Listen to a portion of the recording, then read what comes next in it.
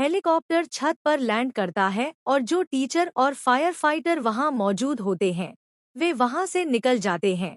यह महामारी धीरे धीरे पूरे शहर में फैल रही थी। इस बीच सियाक क्लासरूम में पहुंच जाता है, लेकिन च्वांगसांग अब तक क्लास में नहीं आया था। च्वांगसांग अब भी भाग रहा था, तभी ग्वाइनाम उसे धक्का देकर गिरा देता है और उसे मारने की कोशिश करता है। च्वांगसांग उसे ज़ॉम्बियों की भीड़ में फेंक देता है और खुद भाग जाता है। इधर हमें 4 स्टूडेंट्स को दिखाया जाता है, जिनमें 2 एथलीट्स और 2 सामान्य छात्र होते हैं।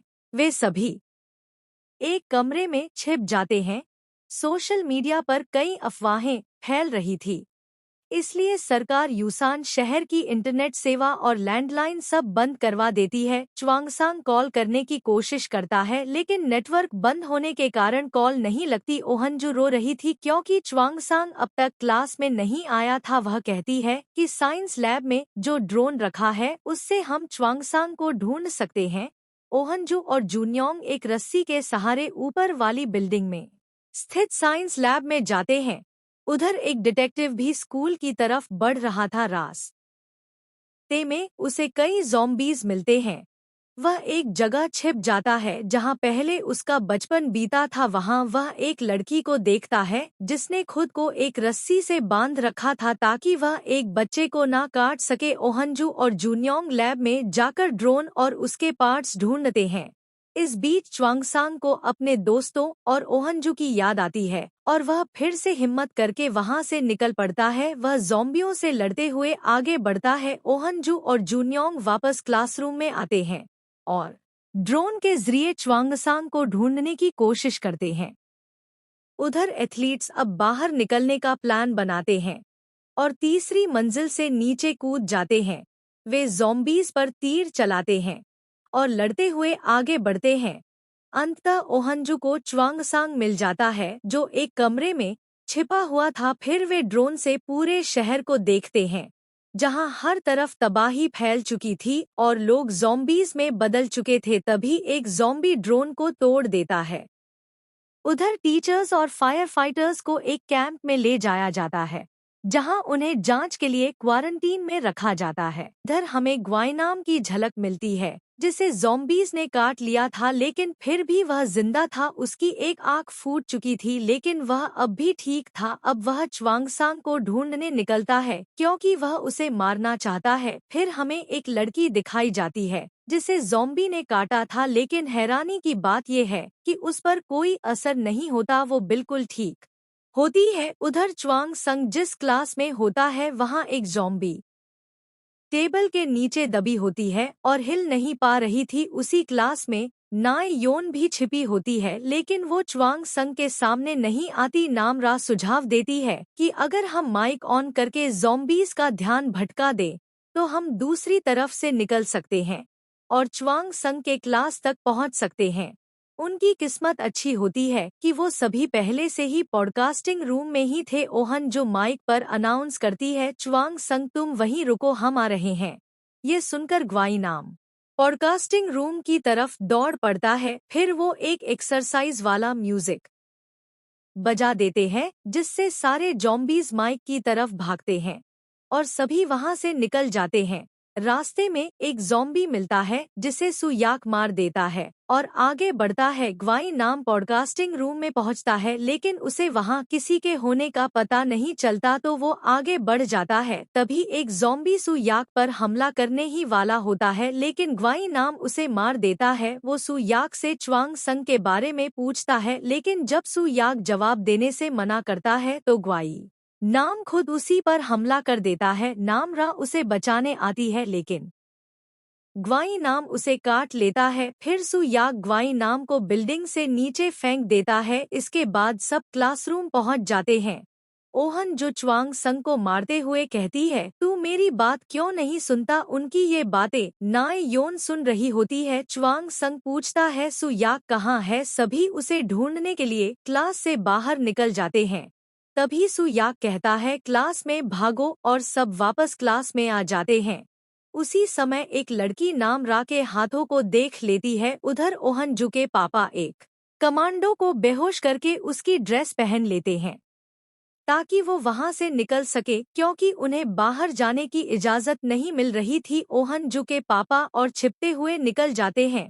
च्वांग संग नामरा से कहता है, तुम्हें ज़ॉम्बी ने काटा है। जब नामरा बाहर जा रही होती है तो सु याक उसे पकड़ लेता है और कहता है, अगर ये ज़ॉम्बी बनी तो मैं खुद इसे खिड़की से फेंक दूंगा। नामरा खिड़की पर बैठ जाती है और कहती है, अगर मुझे कुछ अजीब लगा तो मैं खुद ही कूद जाऊंगी। उधर 4 एथलीट्स में एक लड़का घायल हो गया था तो उसके साथी उसका इलाज करने लगते हैं। इधर नामरा सु याक को काटने ही वाली होती है, तभी च्वांग संग उसे मारने आता है, लेकिन सु याक बीच में आ जाता है। तभी नामरा को होश आ जाता है। सु याक अपना हाथ नामरा के हाथ से बांध देता है और कहता है, अगर ये ज़ॉम्बी बनी तब भी ये तुम तक नहीं पहुंच पाएगी। दूसरी तरफ डिटेक्टिव एक छोटी बच्ची को लेकर बाहर निकल रहा होता है। तभी वो एक और बच्ची को देखता है जिसके पीछे ज़ॉम्बी पड़े होते हैं। वह उसे भी बचाकर वापस घर ले आता है। उधर स्टूडेंट्स को भूख लगी होती है। नाय योन के पास खाने की बहुत चीजें होती हैं। जब वह दरवाजा खोलने जा रही होती है तो एक लड़की कहती है, नाय योन की वजह से हमारा एक दोस्त मर गया, अच्छा है कि वो यहाँ नहीं है। तभी स्टूडेंट्स को पता चलता है कि किचन का स्टोर रूम तो वहीं है। उधर फायर टीम के कैप्टन दीवार फांद कर भाग जाते हैं। स्टूडेंट्स दरवाजा तोड़ने की कोशिश करते हैं, लेकिन दरवाजा नहीं खुलता। वहाँ एक कैमरा होता है। सी यून रिकॉर्डिंग शुरू कर देती है और कहती है, हमें कोई बचाने नहीं आया। अगर ये रिकॉर्डिंग किसी को मिले तो प्लीज पुलिस और फायर फाइटर्स को सजा दीजिए। सभी स्टूडेंट्स अपनी लास्ट रिकॉर्डिंग करने लगते हैं। भागते समय कैप्टन को गोली लग जाती है, लेकिन फिर भी वो हार नहीं मानते। आर्मी को आदेश मिलता है कि शहर में जहां भी ज़ॉम्बी दिखे वहीं मार दो और जो लोग जिंदा हैं उन्हें रेस्क्यू करो। ओहन जू सु याक को कहती है, तुम दोनों अपने हाथ खोल लो। नामरा सु याक से कहती है, तुम्हें मुझसे डर नहीं लग रहा? वह कहता है, चुप रहो, तुम क्लास में टॉप करती थी और मैं आवारा लड़कों के साथ घूमता था, इसलिए डरता था बोलने से कि मैं तुम्हें पसंद करता हूँ। नामरा कहती है, मैं भी तुम्हें पसंद करती हूँ, और उसे किस कर लेती है। फिर कहती है, अच्छा हुआ मरने से पहले पता चल गया। उधर यून जी को भूख लगती है तो वो कच्ची मछलियाँ खा लेती है। एक टीचर उसे मारता है, लेकिन उसे कोई फर्क नहीं पड़ता। वो उसे भी काट लेती है और उल्टी कर देती है। नामरा की सुनने की शक्ति अब बढ़ चुकी थी, वो दूर की आवाजें भी सुन पा रही थी। ग्वाई नाम अब भी जिंदा होता है। ओहन जू कहती है, बीच में टेबल और सीट्स का ढेर लगा के दरवाजा खोलेंगे और शोर करेंगे ताकि ज़ॉम्बी अंदर आएं और हम पीछे के दरवाजे से निकल सके। एथलीट्स अपने घायल साथी को लेकर बाहर निकलने की प्लानिंग करते हैं।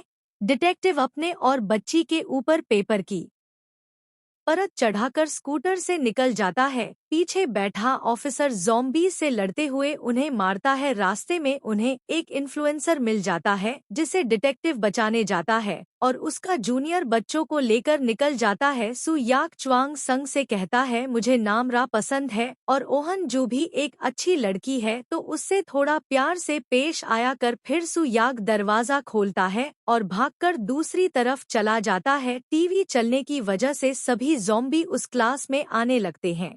वे और आवाजें करते हैं ताकि ज़ॉम्बीज का ध्यान उधर रहे। ग्वाई नाम भी आवाज की तरफ दौड़ता है। अब उन्हें रोकना मुश्किल हो जाता है। इधर एंटीडोट बनाने के लिए एक वैज्ञानिक को हायर किया जाता है। असेंबली मेंबर एक कमांडो को आदेश देती है कि एक हेलीकॉप्टर यूसान हाई स्कूल भेजा जाए। कमांडो आदेश देता है, स्कूल में फंसे बच्चों को रेस्क्यू करो। उधर स्टूडेंट्स दूसरे दरवाजे से निकलकर छत की तरफ भागते हैं।